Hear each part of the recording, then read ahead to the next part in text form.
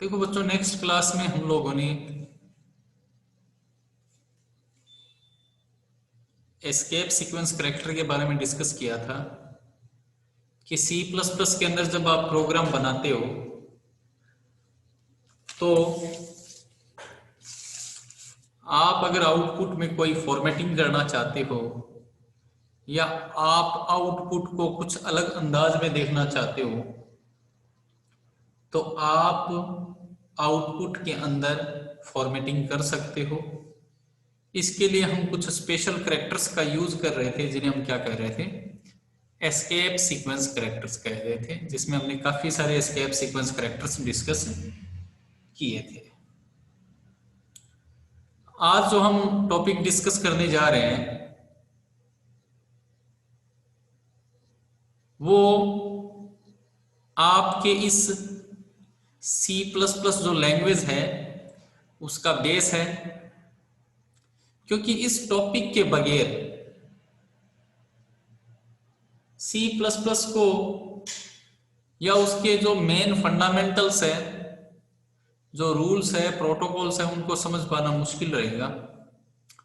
ठीक उसी तरीके से कि जैसे आप इंग्लिश लैंग्वेज सीखते हो और अगर आपको इंग्लिश की ग्रामर प्रॉपर नहीं आती है तो आप इंग्लिश प्रॉपर नहीं सीख पाओगे। इसी तरीके से हिंदी की ग्रामर, जिसको व्याकरण बोलते हैं, अगर आप उसको अच्छे से नहीं जान पाते हो या उसका ढंग से नॉलेज अगर आपको नहीं है तो आप हिंदी लैंग्वेज में भी अपनी पकड़ नहीं बनवा पाओगे। तो चूंकि सी प्लस प्लस भी एक लैंग्वेज है तो इसमें भी क्या होती है, इसकी भी अपनी एक ग्रामर होती है। इसको भी सीखना उतना ही जरूरी है जितना कि किसी लैंग्वेज को सीखने के लिए ग्रामर को सीखना जरूरी होता है। आज हम उसी ग्रामर के बारे में डिस्कस करेंगे जिसको हम कहेंगे टोकन। आज हम इस लैंग्वेज के अंदर, मैं एक वर्ड यूज कर रहा हूं, टोकन्स, सॉरी,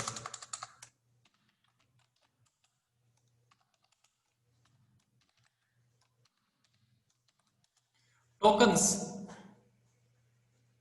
टोकन्स एक तरीके से हम टोकन्स के अंदर, टोकन्स है क्या? कोई भी सी प्लस प्लस के अंदर आप प्रोग्राम बनाते हो तो उसके अंदर आप बहुत सारे टोकन्स यूज करते हो। बिना टोकन के कोई भी सी प्लस प्लस का प्रोग्राम नहीं बनता है। जब भी आप कोई सी प्लस प्लस का प्रोग्राम बनाते हो तो नॉर्मली कोई ना कोई टोकन्स उसके अंदर जरूर आप यूज करते हो। तो बिना टोकन के सी प्लस प्लस के प्रोग्राम की कल्पना करना पॉसिबल नहीं है। तो आज हम उन्हीं टोकन्स को देखेंगे कि सी प्लस प्लस के अंदर कौन कौन से टोकन्स होते हैं। सबसे पहले तो अगर हम इसकी डेफिनेशन की बात करें, अगर मैं इसके डेफिनेशन की बात करूं कि टोकन होता क्या है, तो सिंपली आप ये कहोगे कि जैसे ग्रामर में आप छोटी छोटी चीजें पढ़ते हो, ठीक है, उसी तरीके के अंदर, उसी तरीके से आप सी प्लस प्लस के टोकन्स के अंदर भी छोटी छोटी चीजें पढ़ोगे।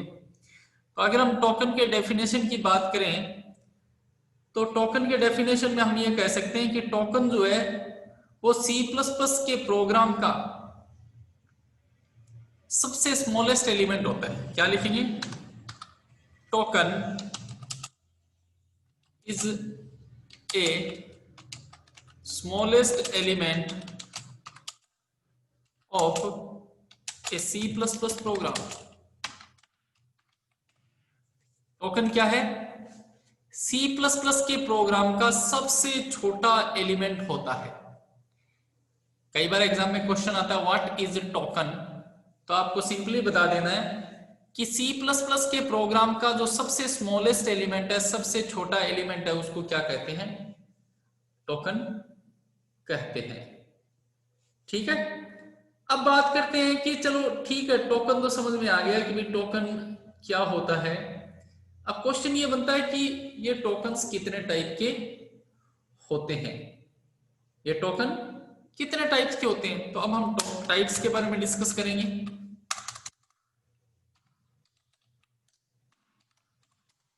टोकन्स के टाइप्स के बारे में डिस्कस करते हैं। तो अगर मैं आप अलग अलग बुक्स में देखेंगे तो आपको अलग अलग टाइप्स के टोकन मिलेंगे, मतलब कोई 6 कहेगा, कोई 5 कहेगा, कोई 7 कहेगा। अलग अलग बुक में आपको अलग अलग टोकन्स मिलेंगे। किसी बुक्स के अंदर कुछ टोकन जो है वो एक टॉपिक के अंदर ही क्या कर देते हैं, कंबाइन कर देते हैं, तो वो क्या होता है, टोकन्स कम बन जाते हैं। तो ऐसे ही हम क्या करेंगे, एक ब्रॉड कैटेगरी बना लेते हैं। तो हम यहां पर ये कहेंगे कि there are 7 types of tokens. There are 7 types of token in C++। C++ के अंदर टोकन कितने टाइप के होते हैं, 7 टाइप्स के। अगर हम इनके टाइप्स की बात करें कि वो कौन कौन से टाइप्स होते हैं, तो सबसे पहला टोकन होगा आपका कीवर्ड। सबसे पहला टोकन कौन सा होगा आपका, keyword. Second one is variable. Third one is constant.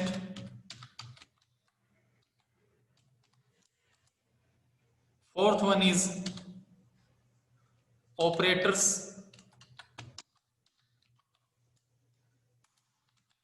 Fifth number पर आइडेंटिफायर्स।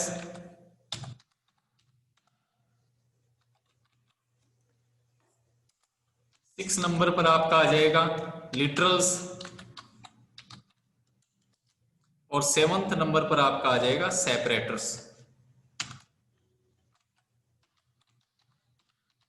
ठीक है, तो इस तरीके से हम क्या कर सकते हैं,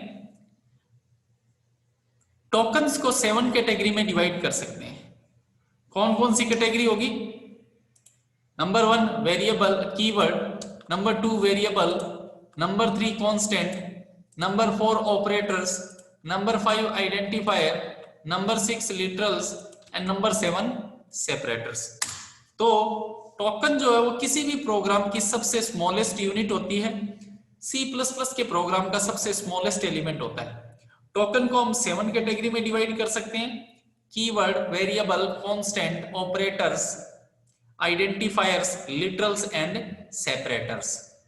अब हम इन सारे टोकन्स की 1 बाय 1 स्टडी करेंगे। तो स्टार्ट करते हैं। सबसे पहले नंबर 1 आपका आता है कीवर्ड्स।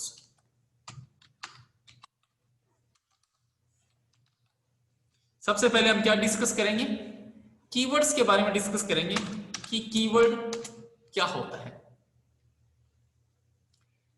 कीवर्ड आप एक तरीके से ये कह सकते हो कि ये वो मैजिक वर्ड होते हैं जो C++ के प्रोग्राम जब आप बनाओगे तो हम कुछ मैजिक वर्ड्स का यूज करते हैं। एग्जाम्पल के तौर पर कोई जादूगर अगर होता है तो वो क्या करता है, कुछ मैजिक वर्ड्स बोलता है और वो काम हो जाता है। जिसे हिंदी में क्या बोल देते हैं, मंत्र बोलते हैं। अच्छा, वो मैजिक वर्ड में अगर वो आगे पीछे बोलता है तो वो काम नहीं करते। ठीक उसी तरीके से C++ लैंग्वेज के अंदर भी बीज अपने बहुत सारे मैजिक वर्ड्स रखे हैं और वो मैजिक वर्ड्स जब आप यूज करोगे तो कोई ना कोई आपका पर्पस पूरा होगा।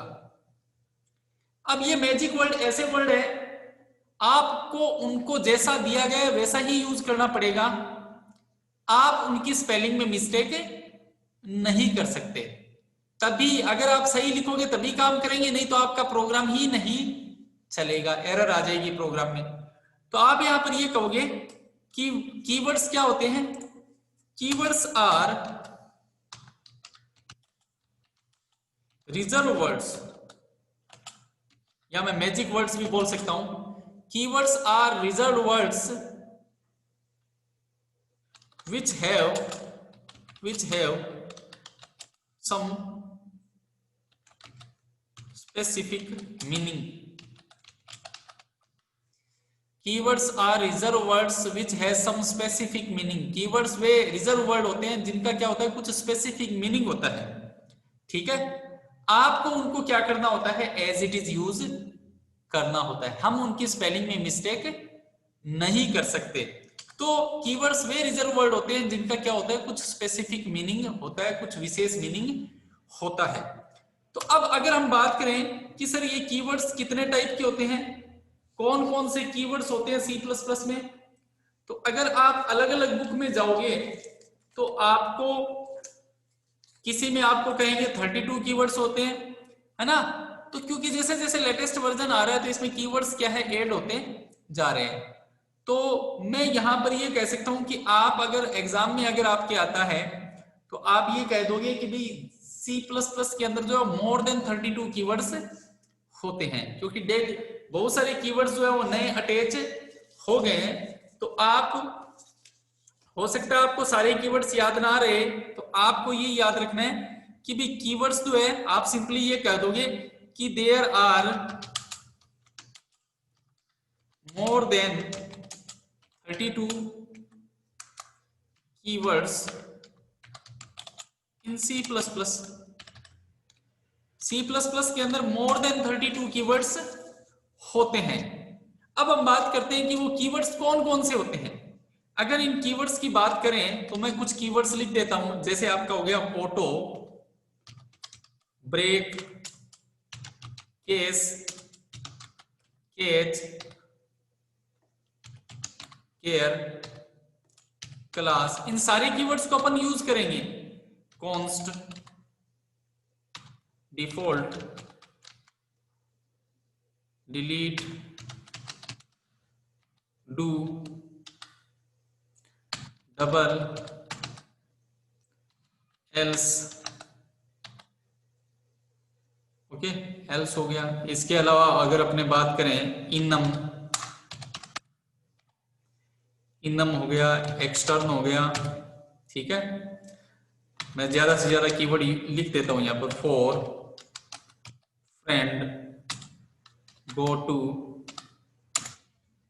ठीक है। गो टू के अलावा हो गया if, inline, int, long, operator, ये भी क्या है, कीवर्ड है। इसके अलावा आपका private, protected, public, register, register हो गया। इसके अलावा रिटर्न, ये तो आपने देखा ही है, रिटर्न कीवर्ड हो गया। इसके अलावा अपना शॉर्ट, साइज ऑफ, और जैसे स्टैटिक, स्ट्रक्ट, स्विच, टेम्पलेट, ठीक है। ये मैं मोस्टली कीवर्ड लिख देता हूं, दिस, थ्रो, टाइप डेफ। इसके अलावा आपका यूनियन, अनसाइंड, और वर्चुअल, वॉइड, और आपका फाइनली वोलेटाइल एंड वाइल, ठीक है। तो अप्रोक्सीमेट मैंने यहां पर कीवर्ड्स जो है वो यूज कर दिए। ये जितने भी कीवर्ड्स, ये सारे क्या है, रिजर्व वर्ड्स हैं। मैंने यहां पर जैसा लिखा है एज इट इज वैसा ही आपको ये कीवर्ड्स यूज करने होते हैं। और यहां पर जितने भी वर्ड यूज किए, जितने भी रिजर्व वर्ड मैंने, जितने भी कीवर्ड मैंने यूज किए हैं, हर कीवर्ड का अपना एक मीनिंग है। हर कीवर्ड को किसी न किसी पर्पज के लिए यूज किया जाता है। बिना पर्पज वाला कोई भी यहां पर कीवर्ड हमने नहीं लिखा है, ठीक है। तो जैसे जैसे आप C++ में आगे बढ़ोगे, इन सारे कीवर्ड्स को, ऑलमोस्ट सारे कीवर्ड्स को आप यूज कर पाओगे। तो कीवर्ड्स वे रिजर्व वर्ड होते हैं जिनका सम स्पेसिफिक मीनिंग होता है, जिनकी स्पेलिंग में आप मिस्टेक नहीं कर सकते, है ना। तो मोर देन 32 कीवर्ड्स जो है वो C++ के अंदर पाए जाते हैं, ठीक है। तो उसके बाद में अब हम आगे बढ़े तो दूसरा कीवर्ड है अपना वेरिएबल। दूसरा कीवर्ड कौन सा है, वेरिएबल। अगर हम इसके डेफिनेशन की बात करें तो हम कई तरीके से ये कह सकते हैं कि वेरिएबल का यूज वैल्यू को स्टोर करवाने के लिए किया जाता है। अपने अगर सिंपल वर्ड में बोले, variable is used to store the values into a program. किसी प्रोग्राम के अंदर वैल्यू को स्टोर करवाने के लिए हम किसका यूज करते हैं? वेरिएबल का यूज करते हैं। किसी भी प्रोग्राम के अंदर वैल्यू को स्टोर करवाने के लिए हम किसका यूज करते हैं? वेरिएबल का यूज कर सकते हैं। और वेरिएबल नाम से ही क्लियर है कि जिनकी वैल्यू जो है वो चेंज होती रहती है। वेरिएबल, अभी मैंने लिखा कि वेरिएबल का यूज प्रोग्राम के अंदर वैल्यू को स्टोर करवाने के लिए करते हैं, और वेरिएबल जो है वो चेंज होते रहते हैं। वेरिएबल के नाम से क्लियर कि जो चेंज होता रहता है, ठीक है। तो variable can be change during the execution of the program, ये भी अपने बोल सकते हैं कि variable can be changed.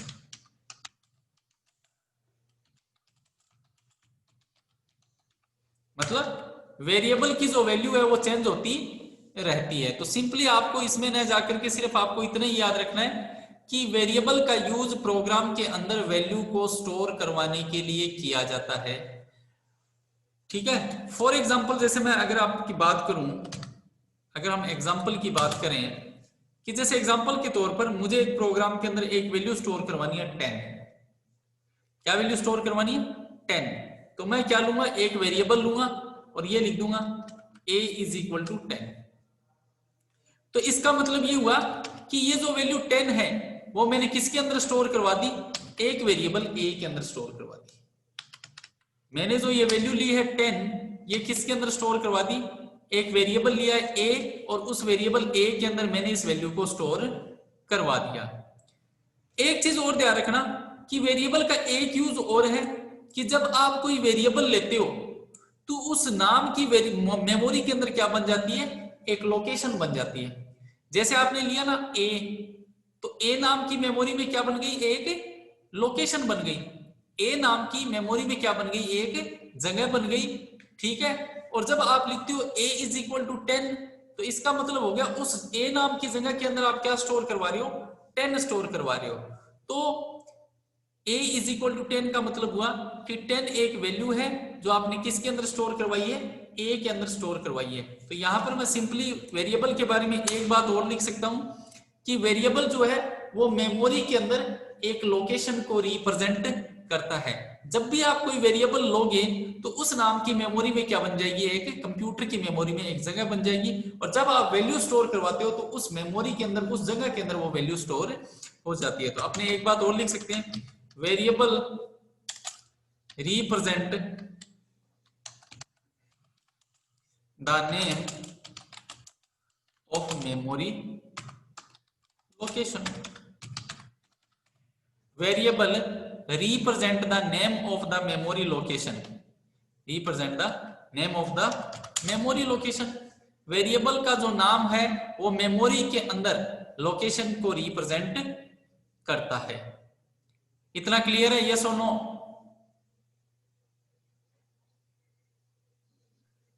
Yes sir. Yes sir. देखो आगे हम देखते हैं कि अब मैंने तो यहां पर लिखा a इज इक्वल टू 10, तो मैंने कहा कि a यहां पर क्या है? एक वेरिएबल है। तो क्वेश्चन ये बनता है कि सर वेरिएबल में हम कोई भी नाम ले सकते हैं क्या? वेरिएबल का जब हम नाम देते हैं तो कुछ भी ले सकते हैं क्या? नहीं, ऐसा नहीं है। वेरिएबल के कुछ रूल्स है। जैसे आपका नाम रखा गया तो आपके नाम के भी क्या है? कुछ रूल्स है, कुछ सोच समझ कर रखा गया होगा। वैसे ही वेरिएबल का नाम जब आप दोगे तो उसका भी क्या है? कुछ रूल्स है। तो यहां पर मैं लिख देता हूं naming rules of variable. Variable के कुछ नेमिंग रूल्स है। जब आप किसी वेरिएबल को कोई नाम देते हो तो उसकी क्या है? कुछ रूल्स है। वो रूल्स हम देखेंगे। सबसे पहला rule number 1, the maximum length of variable, the maximum length of variable will be 32। इसका मतलब वेरिएबल का जो आप नाम लोगे, जो वेरिएबल आप लोगे, जैसे आपने यहां पर ए ले रखा है तो इसका मतलब सिर्फ ए की लेंथ हुई इसकी। ऐसे ही वेरिएबल की लेंथ, वेरिएबल के अंदर आप कितने अल्फाबेट या जो भी आप यूज करते हो कितने यूज कर सकते हो, 32 यूज कर सकते हो। फॉर एग्जांपल अगर मैं यहां पर लिखता हूं EMP एम्प्लॉई, या सपोज करो मैंने यहां पर लिख दिया सैलरी इज इक्वल टू 10,000, तो यहां पर देख रहे हो ये जो सैलरी नाम का जो वेरिएबल यूज किया है मैंने, इसके अंदर कितनी, इसकी लेंथ कितनी है 1 2 3 4 5 6। इस सैलरी नाम के वेरिएबल की लेंथ कितनी है 6 है, तो यहां पर इसकी लेंथ कितनी हुई 6 हो गई। इसी तरीके से अगर मैं ये लिखता employee salary is equal to 20,000, तो इस बार इसकी वेरिएबल की लेंथ कितनी होगी 1 2 3 4 5 6 7 8 9 10 11 12 13 14। इस बार इस वेरिएबल के लेंथ कितनी होगी, कितनी की है 14 होगी। ठीक है, तो इस तरीके से हम वेरिएबल की मैक्सिमम लेंथ कितनी ले सकते हैं 32 ले सकते हैं। ये पहला नेमिंग रूल है वेरिएबल का। सेकंड रूल देखेंगे हम। सेकंड रूल ये कहता है कि वेरिएबल के नेम के बीच में कभी भी ब्लैंक स्पेस नहीं छोड़ सकते, आप खाली जगह नहीं छोड़ सकते। We can not use blank spaces within variable name. हम वेरिएबल के नेम के बीच में ब्लैंक स्पेस का यूज नहीं कर सकते। For example employee space salary, और मैंने यहां पर दे दिया 20,000। अब आप ये कहोगे सर इसमें अगर देखें तो काउंट कर लो कि ये आपके टोटल 14 एक स्पेस हो गया, 15 ही तो हुए हैं, इसकी लेंथ 15 हुई है, तो फिर ये काम क्यों नहीं करेगा। तो यहां पर आंसर ये बनेगा कि वेरिएबल के नेम के बीच में कभी भी स्पेस नहीं दे सकते। क्यों नहीं दे सकते, इसके पीछे एक लॉजिक है। वो लॉजिक ये है कि जब आप वेरिएबल का नेम लेते हो, तो मैंने अभी आपको बताया कि वेरिएबल का यूज किस काम आता है, वैल्यू को स्टोर करवाने के काम में आता है। और जब आप वेरिएबल लेते हो तो उस नाम की मेमोरी में क्या बन जाती है, लोकेशन बन जाती है। तो अब यहां पर क्वेश्चन ये बनता है कि 20,000 एम्प्लॉई के अंदर स्टोर हुआ है या सैलरी के अंदर स्टोर हुआ है, क्योंकि यहां पर आपने क्या किया, इस वेरिएबल के नेम को बीच में से ब्रेक कर रखा है। ठीक है, इसीलिए वेरिएबल के नेम में जो है वो स्पेस नहीं छोड़ा जा सकता। इसका मतलब ये हो गया कि ये यहां पर क्या हो गया, रॉन्ग हो गया। ये यहां पर क्या हो गया, रॉन्ग हो गया। आप वेरिएबल के नेम के बीच में स्पेस नहीं छोड़ सकते। तीसरा पॉइंट क्या कहता है कि आप वेरिएबल के नेम के अंदर केवल और केवल एक ही सिंबल यूज कर सकते हो। आपके कीबोर्ड में बहुत सारे सिंबल है, वेरिएबल के नेम में केवल और केवल एक ही सिंबल यूज हो सकता है और वो सिंबल है underscore. We can use only one special symbol. We can use only one special symbol within variable name, which is underscore. हम वेरिएबल के नेम के अंदर केवल और केवल एक ही सिंबल यूज कर सकते हैं और वो है अंडरस्कोर। और अंडरस्कोर कैसे बनता है, जो माइनस वाली जो की दी होती है ना, इसमें दो माइनस टाइप के दिए होते हैं, उसमें शिफ्ट के साथ अगर प्रेस करेंगे तो इस तरीके से पैरों में आएगा। तो इस पैरों वाले ये जो माइनस वाले सिंबल को क्या कहते हैं, अंडरस्कोर कहते हैं। तो वेरिएबल के नेम में केवल और केवल एक ही सिंबल अलाउड है और वो है अंडरस्कोर। फॉर एग्जांपल जैसे employ underscore salary is equal to 20,000, क्योंकि एम्प्लॉय और सैलरी के बीच में इस बार स्पेस नहीं है, बल्कि मैंने क्या लगा दिया, अंडरस्कोर लगा दिया, जो कि अलाउड है, जो कि क्या है, अलाउड है। इसके अलावा ये क्या हो गया आपका वैलिड है। इसके अलावा अगर मैं ये लिखूं underscore employee salary, this is also allowed, ये भी क्या है वैलिड वेरिएबल नेम है। ठीक है, तो वेरिएबल के नाम की जो स्टार्टिंग है वो भी अंडरस्कोर से हो सकती है, आप बीच में भी ले सकते हो, है ना, कहीं पर भी आप अंडरस्कोर का यूज कर सकते हो। क्लियर है, यस और नो? Yes sir. सर ये अंडरस्कोर कितने भी यूज कर सकते हैं क्या इसमें? हाँ, कितने भी यूज कर सकते हो, लेकिन सिर्फ और सिर्फ एक ही सिंबल, मतलब अंडरस्कोर के अलावा आप दूसरा सिंबल यूज नहीं कर पाओगे। अच्छा। कितने भी ले सकते हो। अब जैसे सपोज करो कि मैं यहां पर लिखता हूं, अभी बताता हूं आपको।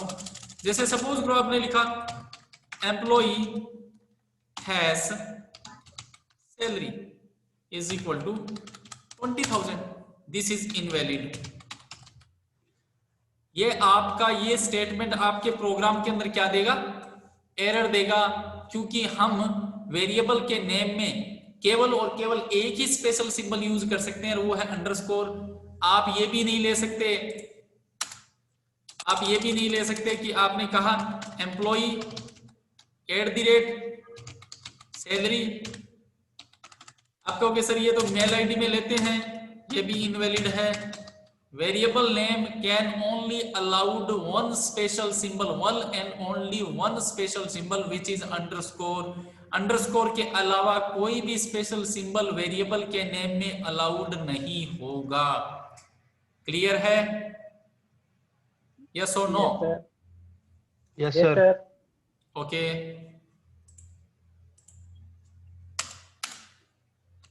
आगे बढ़ते हैं।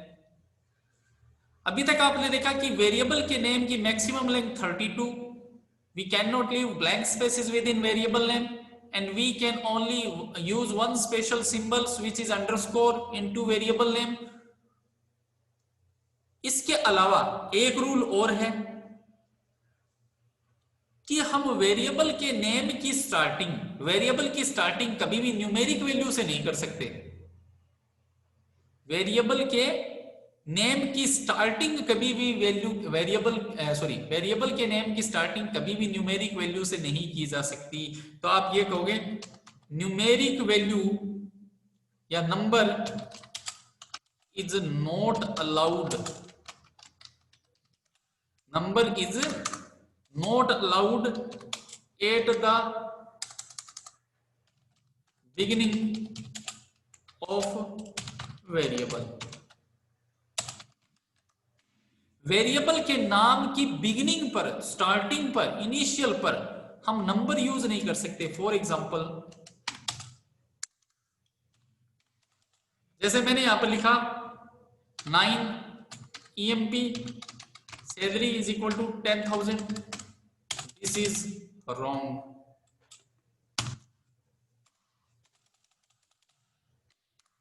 आप यहां पर लिख दो 10, या आपने लिख दिया 19 एम्प्लॉई सैलरी,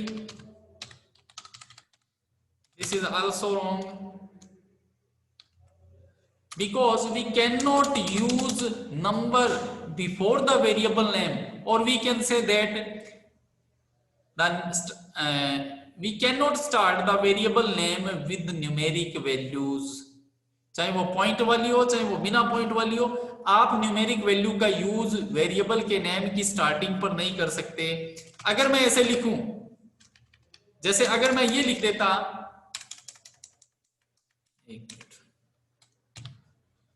अगर मैं ये लिख देता ऐसे ई लगाया, उसके बाद में मैंने लिख दिया 9 या 8,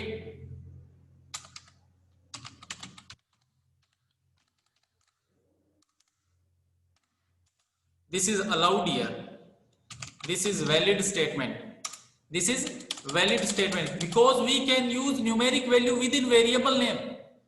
We can use numeric value 1, 2, 3, 4 and many more numeric value within variable name, but we cannot start the variable name with numeric values. Clear है? यस और नो?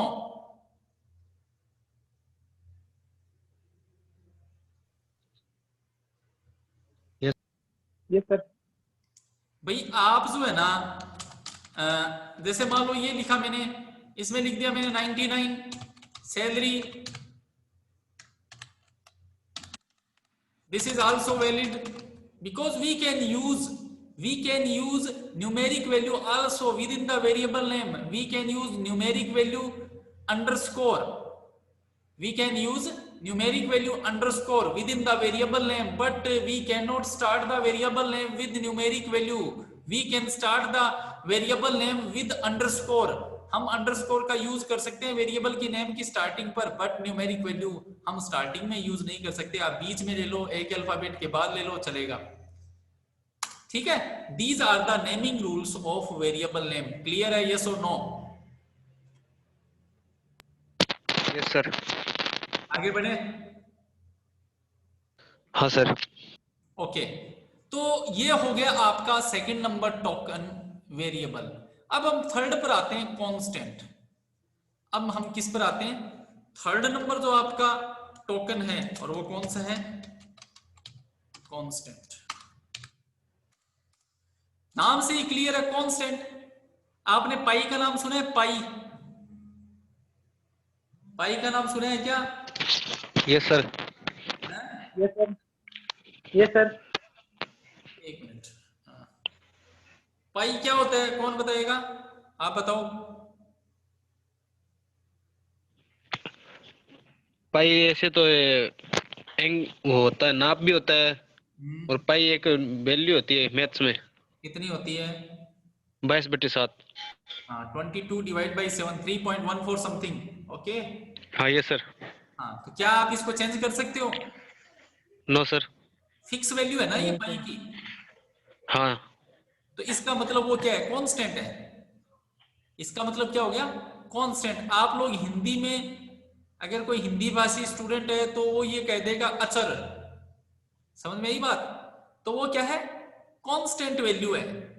कांस्टेंट का मतलब है कि fix values that does not change, fix value that does not change is called constant. इसका मतलब constant का मतलब ही होता है जो कभी चेंज नहीं होता। तो आप यहां पर ये कहोगे constant does not change during the execution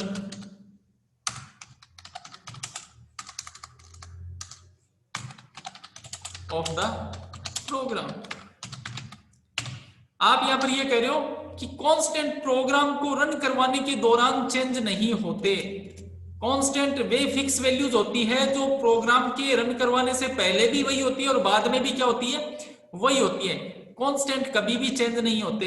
अब मैं आपको एक चीज बता देता हूं कि C++ में हम कांस्टेंट दो तरीके से बना सकते हैं।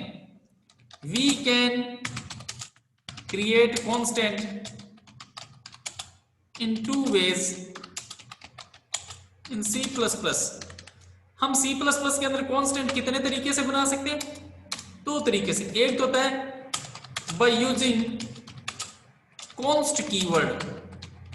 आपने ऊपर कीवर्ड देखा होगा और उस कीवर्ड के अंदर देखो आपको कॉन्स्ट भी कहीं दिखेगा।